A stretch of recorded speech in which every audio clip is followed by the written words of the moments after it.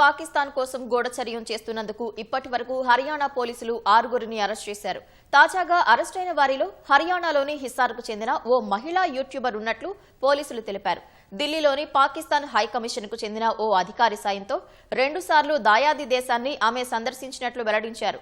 పాక్ నిఘా సంస్థలకు భారత్కు చెందిన సున్నితమైన సమాచారం ఆమె అందించినట్లు చెప్పారు. ఓ పాకిస్తాన్ ఇంటెలిజెన్స్ అధికారితో ఆ యూట్యూబర్ సన్నిహిత సంబంధం కొనసాగించిందని, ఇండోనేషియా కూడా వెళ్లొచ్చిందని తెలిపారు.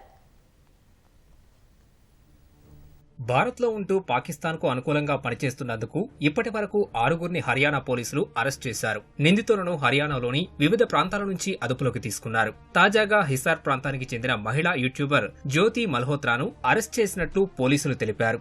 న్యాయస్థానంలో ఆమెను హాజరుపరచగా 5 రోజుల పోలీస్ రిమాండ్ను కోర్టు విధించింది. జ్యోతి మల్హోత్రా ఒక ట్రావెల్ బ్లాగర్, యూట్యూబర్. యూట్యూబ్లో 3.7 లక్షలకు పైగా సబ్స్క్రైబర్లు ఉన్నారు. పాక్ అధికారుల సాయంతో పలుమార్లు దాయాది దేశంలో ఆమె పర్యటించారు.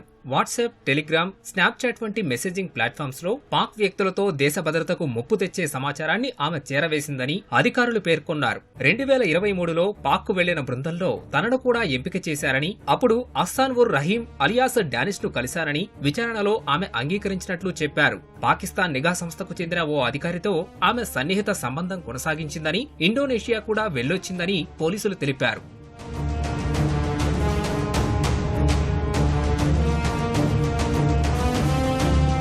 భారత్కు వచ్చిన తర్వాత డానిష్తో జ్యోతి మల్హోత్రా సంప్రదింపులు కొనసాగించినట్లు పోలీసులు తెలిపారు. అతడి సూచన మేరకు అహ్వాన్ అనే వ్యక్తిని ఆమె కలుసుకుందని చెప్పారు.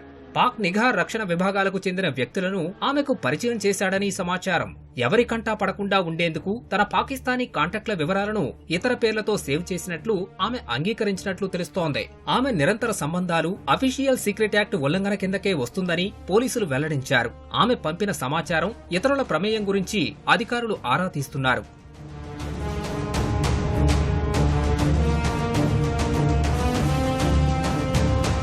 పోలీసులు అరెస్ట్ చేసిన వారిలో 25 ఏళ్ల దేవేంద్ర సింగ్ అనే విద్యార్థి కూడా ఉన్నాడు.